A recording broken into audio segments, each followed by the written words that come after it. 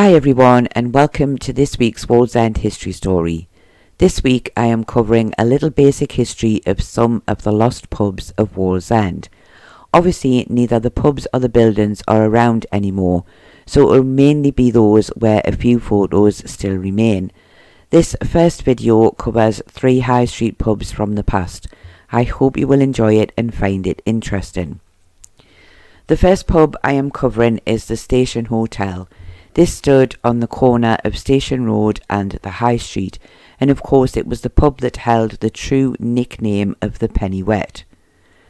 I could not find a date for the pub opening, however I do know that Henry Bell was the licensee in 1869, as a cooperative society meeting was held there in what was called the House of Henry Bell.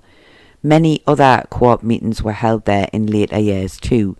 This would have been at the time before things like the Wallsend Cafe was built, with rooms to hold meetings in, so public houses would be used more for their size than the idea of having a meeting in a pub. Henry Bell had previously been the publican of the Black Bull Inn, and in 1871 he lived at the Station Hotel with his wife Catherine and his 6 children. However, Henry died in the winter of 1872, and it seems that he had no one in the family to take over his position. So after this, the Station Hotel was taken on by William Seymour as both owner and publican. He lived in the pub with his wife Ellen and their 4 children, one of whom was Luke Seymour, who took over the running of the Station Hotel in 1879. I do not know if this was because of his father's death or because his father had retired. However, it is clear that by 1881, Luke is living in the Station Hotel with his wife Elizabeth and their 3 children, with no mention of any other family members. It would seem that Luke died on April the 30th, 1892, and this would be the last Seymour in the Station Hotel. Luke was very well thought of in Wallsend, as he had also been involved in a lot of charity work in the area, and he left quite a large sum of money to his wife, £1,110, which today would be around £180,000. For anyone who is interested, I did trace his family a little further on, and his wife moved to Jesmond after his death, and it does not look like any of his family followed in his footsteps, with one becoming a farmer and another becoming a doctor.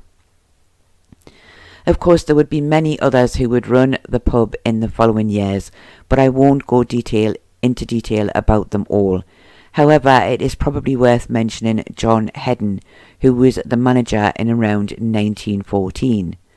John was a member of the Walker and Wallsend Rowing Club and often took part in events on the Tyne. Sadly, in 1914 he was drowned during one such event.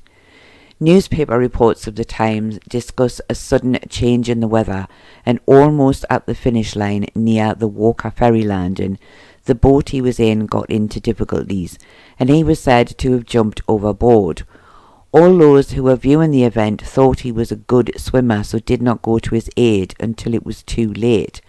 At the inquest it was noted that he could not actually swim at all. The Station Hotel, like many other public houses, was often used to hold inquests. This was sometimes just because of them being larger buildings and easier to accommodate all those who needed to attend. Some of the cases that took place in the Station Hotel were that of John Woodgate of Woodgate's Farm on the Green, who died after falling from his cart on Church Bank in 1898, and that of Robert Clark of Eden Street, who died in 1890 after a serious fall into a gully, and also that of Dr. Tom Robson, who died in 1893 at his home on the Avenue and may have over-medicated himself, causing his death at only 27 years old. The Station Hotel was also often used as an auction house, including one sale in 1891 for 2 houses on 2nd Street in Wallsend. It did amuse me that in the description of these, the outside toilets were described as out offices. Another little story about the Station Hotel was in February of 1888. A lady by the name of Mary Henderson, who came from Glasgow, was accidentally, though it was possibly on purpose on Mary's behalf, locked in the Station Hotel overnight. She made good use of the spirits, especially the gin, and was found the next morning in a very drunken state. Luke Seymour, who was the manager at the time, had not seen her the previous night when he had been locking up the bar area, so she must have hidden herself quite well. She was arrested and received 1 month in jail for her crime. Plans to alter the Station Hotel were put forward in 1914 by the same people who also owned the Robin Hood and the Railway Inn. These, however, would just be minor changes and not complete rebuilds like the previous two pubs mentioned. The pub would continue trading until the early 60s, when it was earmarked for demolition when the Forum Shopping Centre was built. It traded right up until the end, closing just 2 days into 1967, when the then manager James Moses and his family and staff would move into the newly built Anson, which had been named after the ship that had been built at Swan Hunters. The ship itself had been scrapped several years before the pub was built. The name was chosen by the brewery as they wanted the pub to connect to the shipbuilding history of the town, and the pub was opened by the Mayor of Wallsend, Councillor Fleming. I know I have said this before, but it is worth mentioning again. As a tribute to the old Station Hotel, one of the bars in the Anson was named the Penny Wet Bar. The Penny Wet being the name that the Station Hotel had been known as for many years. The manager at the time of its closure believed this may have come from a time when beer was 2p a pint and workmen would call in to fill their billy cans for a penny, making it a penny wet. Of course, I have heard other stories about where the name came from, so I guess we can all just pick the one that we like the best, because we will never know for sure which one is the correct one. James Moses, the last manager of the Station Hotel and the first of the Anson, had quite an interesting history himself. An ex-Navy man who had served on board HMS Newcastle during World War II, and he was on board that ship when it had been torpedoed in the Mediterranean. Luckily and obviously, James had survived. He had only gone into bar work when he left the Navy in 1949. He had married Hilda in around 1940, and I wasn't actually able to find any children for the couple, but I do know that James died in 1989, aged 79, and is buried in Preston Cemetery. The Station Hotel, Penny Wet, is a pub I have no memory of at all, as I was only a toddler when it was demolished, but I am sure that some of you listening will remember it well and have fond memories of it too. The second pub I am looking at is the Railway Inn on Wallsend High Street West. I know this isn't the best photo of the pub as it is just the view from the back, but sadly the photo that I know exists of the front does come with copyright, so I am unable to use it. The pub was first known to be on the High Street in 1861. At the time it would have been very different to the later pub that many of you will remember from the 60s. The earlier pub was small, just on the ground floor level, and the living area for the licensees would be above the pub. In 1861 there was a quoits match advertised with what was described as liberal prizes. Also on the same day there would be wrestling and running. I'm not quite sure where the running would be taking place unless it was up and down the High Street. One of the first known licensees was a John Hutchinson. He was certainly running the pub in 1868 when an auction for another Wallsend property would be taking place. The property for sale had belonged to Mrs. Eleanor Stubbs, who had died in July of 1867. It was described as being a shop. She had been a grocer, and also the property above and beside the said shop was for sale at the same time. I have not actually been able to work out where or what this was. Eleanor had previously lived on the Green in Wallsend with her husband George, who worked as a gardener. which did make me wonder if he had once worked at Wallsend Hall. However, by the time of her death, Eleanor lived on Shields Road, so although the advert about the sale said the shop and buildings were in Wallsend, they may have been closer to Walker or maybe even Biker than Wallsend. And I know that doesn't actually have anything to do with the Railway Inn, but I just thought it was an interesting little bit of information that I would like to include. By 1871, the licensee was a Michael McHale, and he lived above the pub with his wife Annie and their 3 children, Robert, Michael and Mary. Sadly, I wasn't really able to find much about Michael and his family. By 1876, the Railway Inn was now in the hands of George Wilson, and George found himself in court in January of 1876 for allowing drunkenness in his public house, for which he was fined £1, which today would be around £150. As with the Station Hotel, there would be many more publicans after George, but I won't go into detail about them all. I know that I often say that as the town grew, so did the buildings, and often the smaller original public houses were made much larger, but for some it was simply a case of the old original building being in a dilapidated condition that led to a larger building being built, and this was the case with the Railway Inn. By early 1914, the granting of the licence of the Railway Inn was becoming an issue. The magistrates did not wish to issue one due to the unsuitable building, and in March of 1914 the owners stated that they had plans to rebuild and hoped to have the plans approved soon, so the magistrates then granted the licence to allow the pub to continue trading and said they would view the plans in May of that year.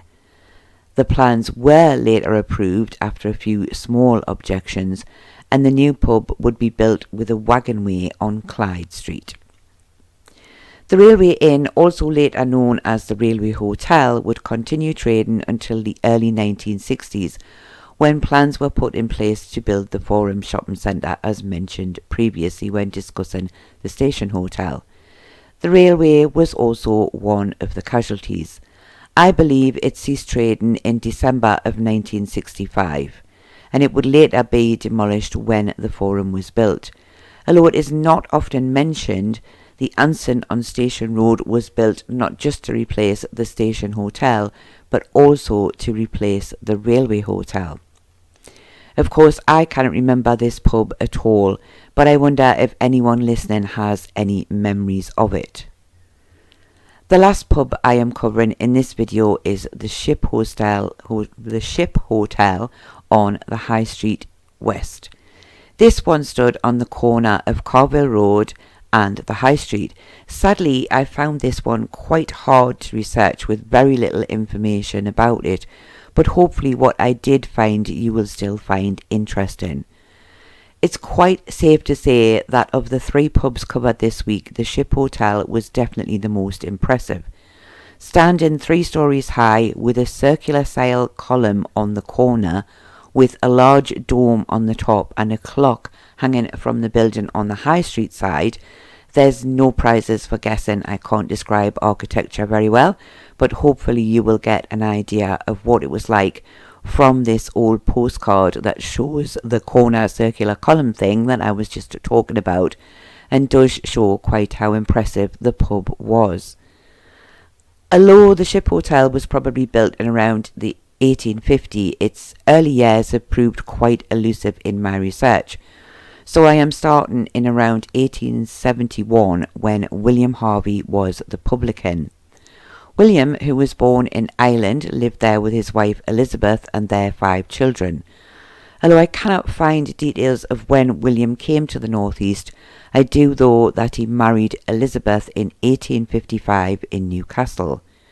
He had not always been a publican, previously working as a brickmaker. William was not in charge for very long, as by 1878 Charles Foster had taken over. There were quite a few other publicans over the years, however there were not many interesting stories about any of them in any of the old papers, until one in 1916, when the publican at the time, William Dowell, found himself in court on the charge of having sold drinks to someone that had not been drunk by the person who paid. This was to do with something called the Anti-Treating Act. However, I could not find any details of this, so if anyone knows anything about it, do please let me know in the comments below. However, it is safe to say that you were not allowed to stand a drink for someone at the time. In this case, though, the magistrates decided the evidence was too conflicting and the case was dismissed. In 1954, the death of 70-year-old Mr. Robert Wilson was reported. It was said that he had been the manager of the Ship Hotel for 20 years and had retired just 3 years before his death.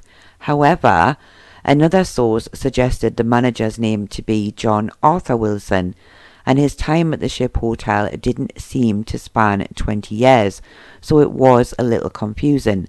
I have included this information though in case anyone listening can clear up the difference in names and the dates.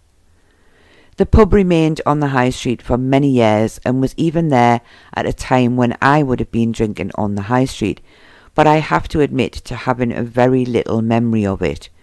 It was eventually demolished in around 1985 and a new Lloyds Bank building was built in its place. I don't recall ever having been inside it, the pub that is, not the bank, but I am sure that some of you listening will have good memories of time spent in the Ship Hotel. I do hope that you have enjoyed this video about some of the lost pubs of Wallsend, and I hope to cover some of the others in a later video. I do thank you all very much for watching. I'll get this right one of these days. And I hope to see you all again very soon.